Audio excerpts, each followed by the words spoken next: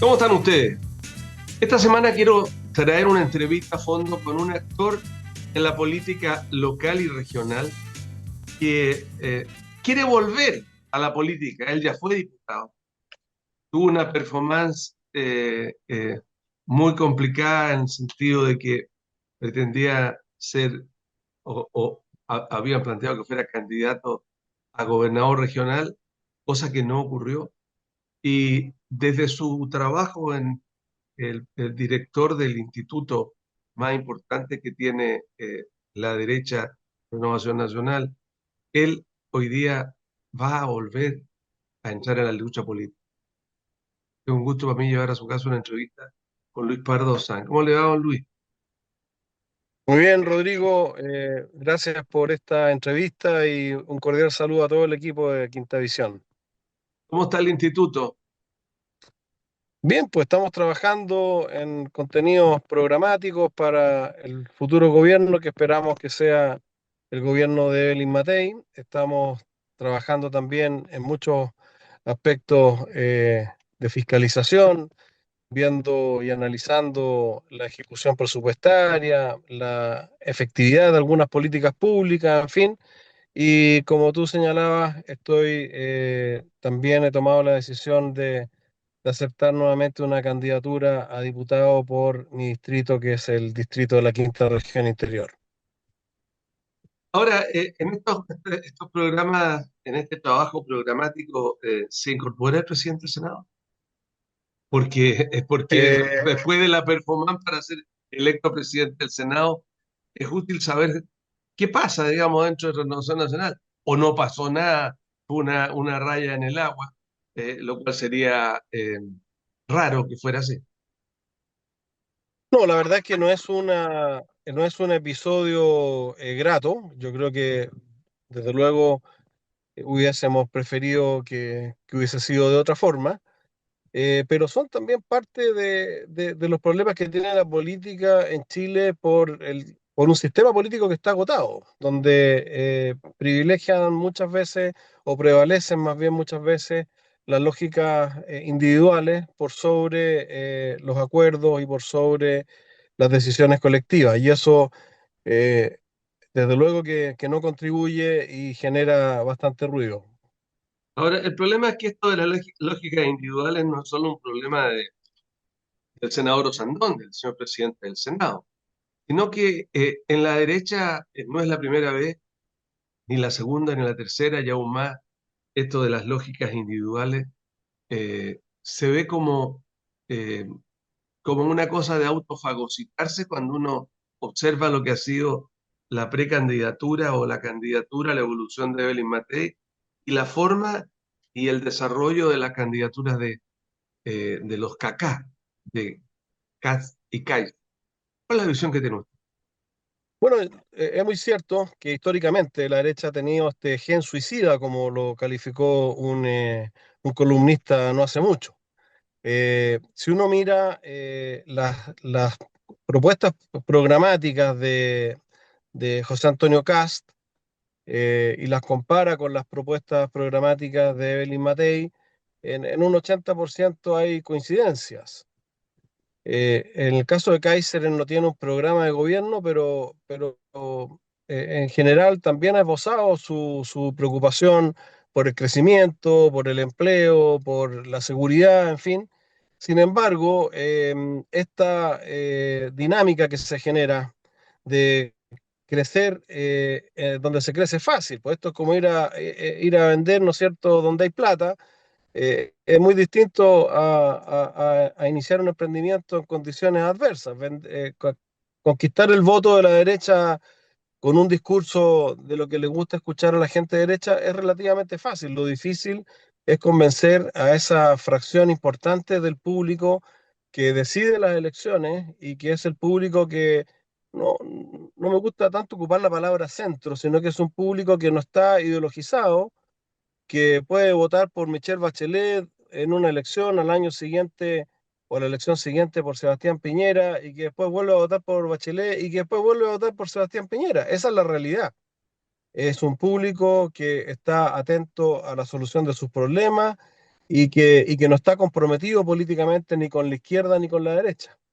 Y cuando la derecha está más preocupada de quitarse los votos entre nosotros mismos, en vez de conquistar ese público con una propuesta de país que le haga sentido a una amplia mayoría, corremos el riesgo de suicidarnos, como decía la columna a la que hacía mención. Y esto no ha pasado una vez, ha pasado más de varias veces en la historia de Chile.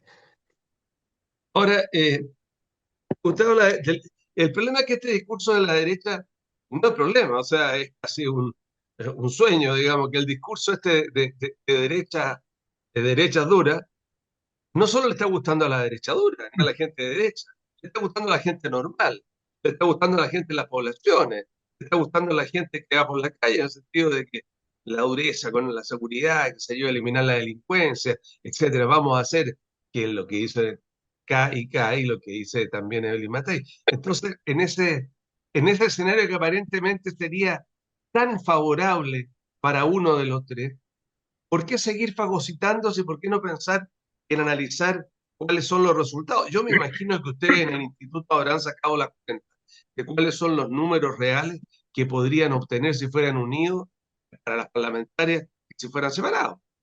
Son sin duda muy auspiciosos y eso es lo que abre los apetitos, desgraciadamente. Pero acá lo importante también es señalar que una cosa es ser una oposición firme, una cosa es tener claridad y voluntad de hacer frente a la delincuencia y de despejar el camino para que el país vuelva a crecer y volvamos a tener una actividad económica que genere empleo y que genere riqueza que beneficie a todos los chilenos. Y otra cosa es que nos quedemos solo en el discurso. Entonces, hoy día pareciera que hay una competencia por quién dice las cosas más duras, quién usa los adjetivos más descalificatorios, quién grita más fuerte. Y yo creo que eso no le hace bien a nuestro sector y no le hace bien al país y no le hace bien a nadie. Yo creo que aquí lo importante es el contenido programático y por eso yo tengo mucha confianza. Llevamos muchos meses trabajando en un programa de gobierno que se pueda implementar desde el día uno, que podamos empezar a remover obstáculos para el crecimiento económico desde el día uno y que podamos tomar decisiones de gestión en el combate de la delincuencia, del crimen organizado y de la recuperación del orden del país también desde el día uno.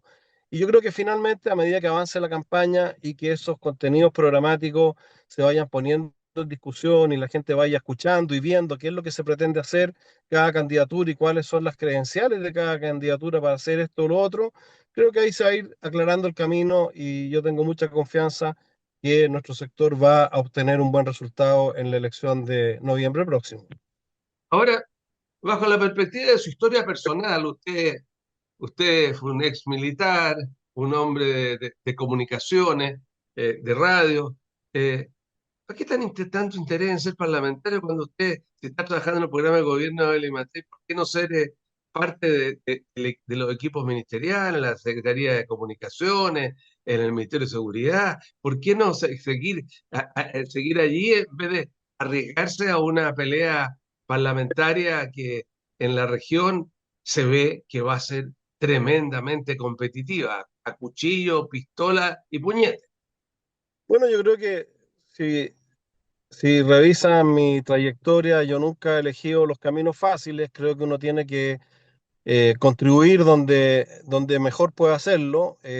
Yo lamentablemente no gané la reelección de mi primer periodo por muy pocos votos, pero dejé una cantidad de organizaciones, de personas, de dirigentes con los cuales he mantenido contacto y uno siempre tiene que ponerle atención a lo que la gente le pide, lo que la gente demanda y en este caso yo me siento muy convocado por gente que dice necesitamos tener un diputado que haga tal o cual cosa y esa es una motivación muy fuerte para participar en esto. Sería mucho más fácil apostar a hacer otro tipo de actividad, suponiendo que gane nuestro sector. Pero creo que donde está el peor déficit de nuestra política es en el Congreso. Necesitamos no solamente tener un Congreso conectado con la realidad, que escucha a la gente, que lleve al Congreso las reales necesidades de la ciudadanía, sino que también necesitamos un Congreso que sea serio, que se pueda legislar con cierta rigurosidad, que no se hagan leyes que sacan aplausos, pero a los pocos semanas o meses hay que corregirla.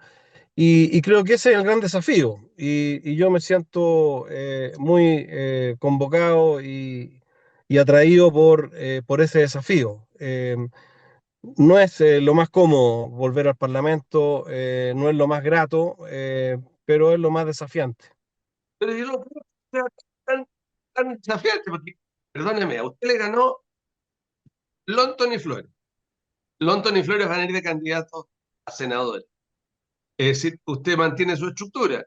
Usted tiene que competir con el exalcalde de Limache, Daniel Morales, fundamentalmente, y con alguien más. Entonces, yo creo, y con uno o dos más. Pero ahí los dos son personas tremendamente conocidas y fuertes. Usted fue diputado, él fue alcalde.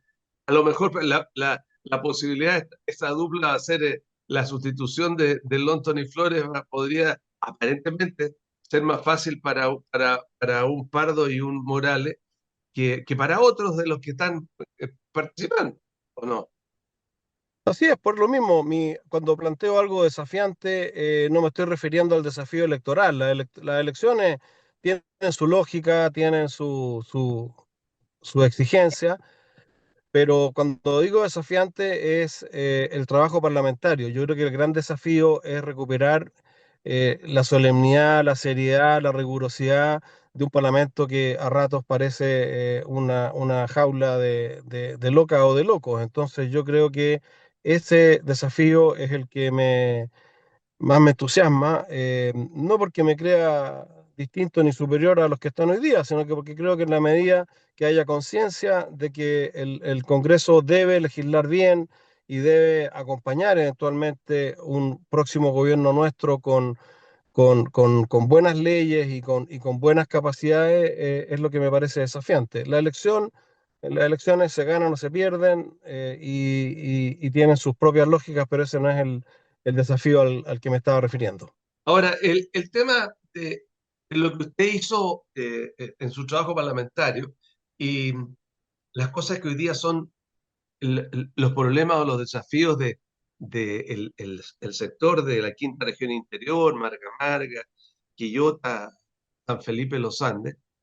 Hay muchas cosas en las cuales usted participó y que han avanzado en el tiempo lentamente y deberían fructificar en fines de este gobierno o a principios del próximo, pero lleno de problemas. Por ejemplo, caso del hospital de Marga Marga, que es un hospital que es insólito la forma como se ha proyectado, que si se piensa para todo Marga Marga, para poder ingresar los que vienen de urgencia rápida de Limache, de Olmueo, inclusive de Quillota, inclusive de Valparaíso, Viña, de Quilpué, no se puede entrar por el Troncal Sur.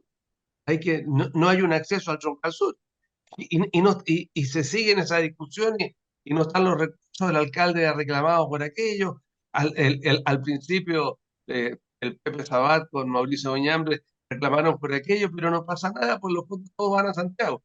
¿Cree que ese es un desafío para usted como diputado? Desde luego, yo cuando me tocó ejercer como diputado, dediqué muy buena parte de mi tiempo a ese tipo de gestiones. En el caso del Hospital Biprovincial de Quillota, por ejemplo, que tenía un problema similar, se logró solucionar. Además, logramos modificar el proyecto que no contenía un resonador magnético para que el hospital tuviese resonador magnético y luego, gracias en ese momento a la voluntad política y las capacidades técnicas del doctor Luis Castillo, que nos apoyó desde la Subsecretaría de Redes, pudimos replicar lo mismo en el hospital de Marga Marga, pero todo esto da cuenta de un Estado fallido, de un Estado que no conversan entre ellos. Y lo que uno hace como diputado muchas veces es aprovechar la capacidad que tiene de hablar con los ministros, de hablar con los subsecretarios, de hablar con los jefes de servicio y buscar que las coordinaciones que el Estado es incapaz de hacer por sí mismo se concreten y se puedan solucionar esos problemas. Desde luego que mi compromiso, y por eso tuve la intención de ser gobernador regional, porque creo que mucho o buena parte de los problemas que tenemos son falta de gestión de los jefes que están a cargo de las distintas reparticiones, pero también una falta de gestión por la mala estructura, por la falta de modernización de un Estado que se quedó totalmente atrasado y retardado respecto de las necesidades del mundo moderno.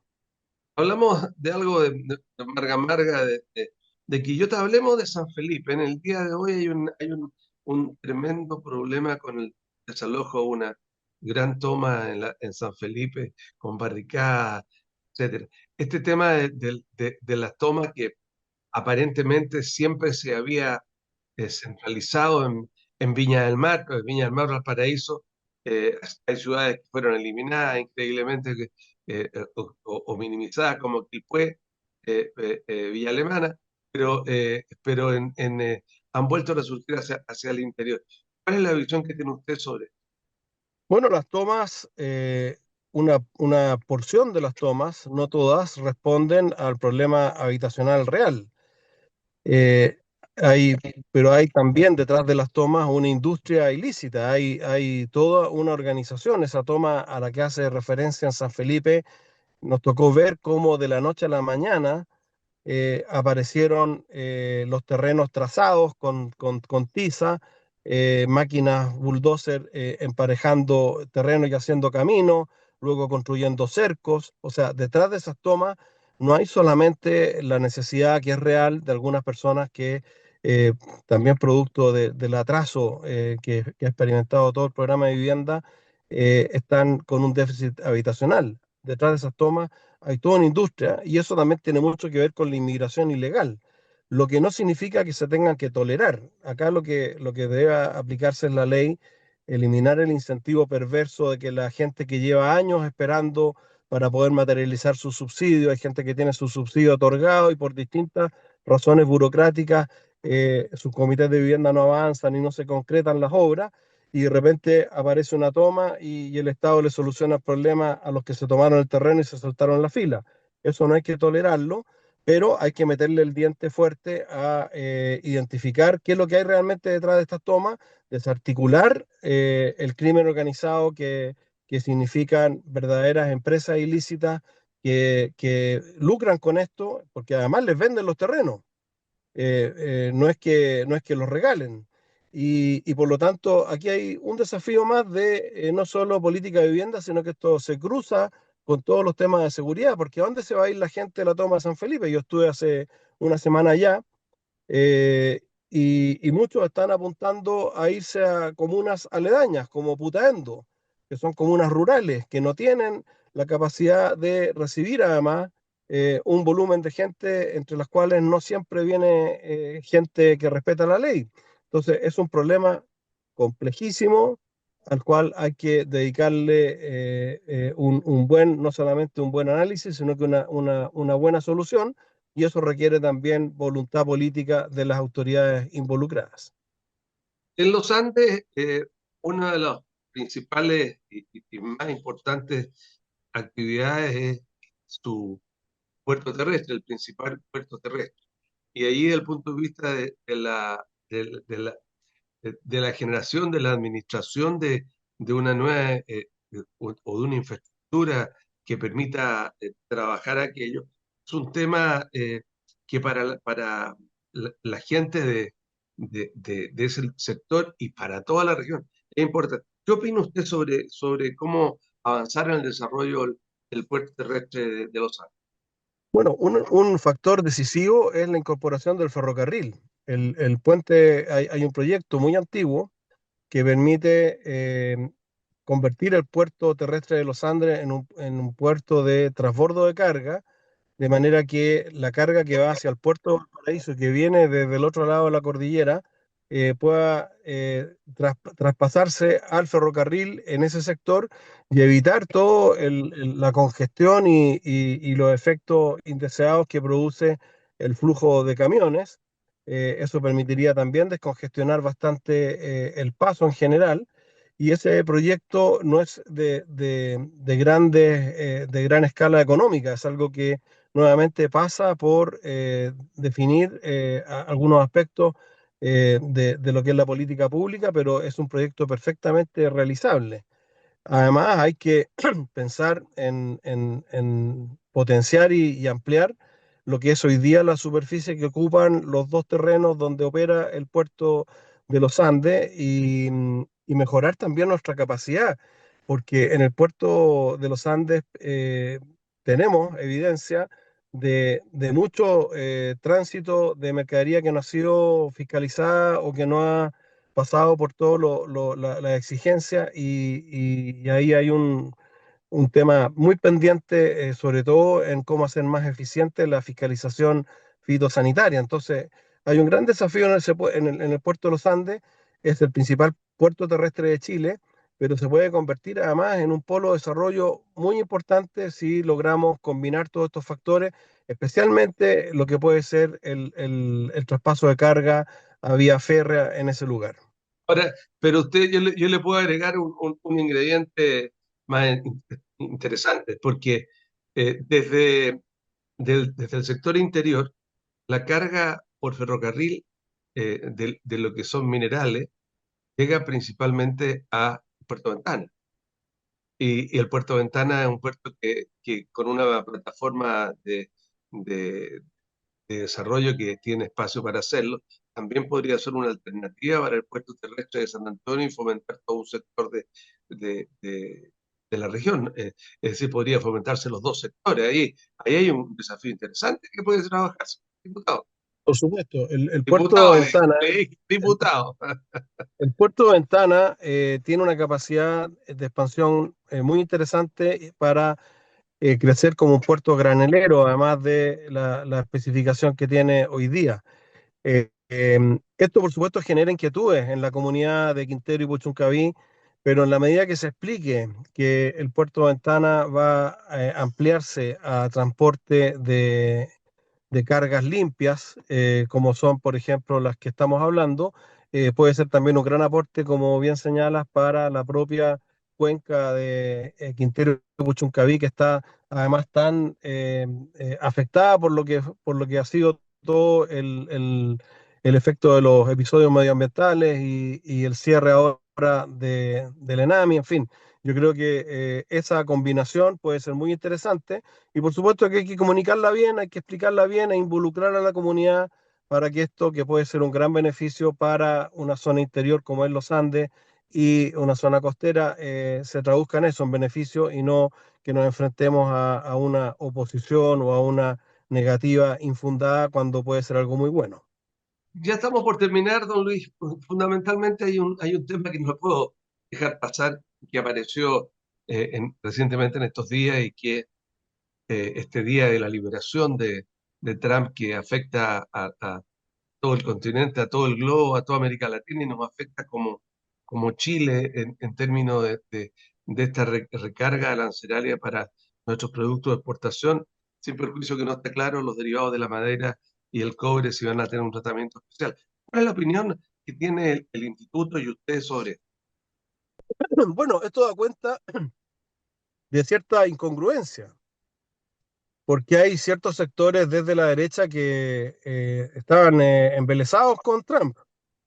Y resulta que Trump compromete o hace complejos a lo menos dos aspectos que son fundamentales para la supervivencia de Chile. Uno de ellos es el libre comercio, el poder salir como país chico que somos a distintos lugares del mundo con nuestros productos y poder a partir de eso generar el bienestar que nuestra ciudadanía necesita.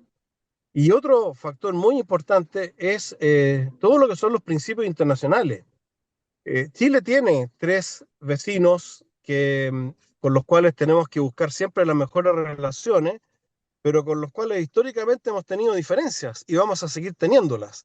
Por lo tanto, para Chile, la intangibilidad de las fronteras, el respeto de los tratados, la condena de cualquier agresión o anexión territorial por la vía de la fuerza, son principios fundamentales para sostener nuestra capacidad disuasiva y sostener nuestra posición en Latinoamérica. Y lo que está ocurriendo en general con la política exterior de Donald Trump es que por una parte tenemos un proteccionismo exacerbado, en que esta guerra comercial que se está abriendo con la imposición de aranceles violenta severamente el libre comercio y que es una de las fuentes de nuestro sustento, la principal de nuestro sustento como país. Y por otro lado, lo que pasa en Ucrania y lo que pasa en otros lugares es que se pasa por encima de esta normativa internacional en la cual Chile ha logrado sostenerse para no verse afectado por pretensiones de nuestros vecinos. Eh, lo que está pasando es una noticia en desarrollo. Cuánto de esto son pulsos que está haciendo el mandatario norteamericano para probar suerte y conseguir otras cosas, eso está por verse.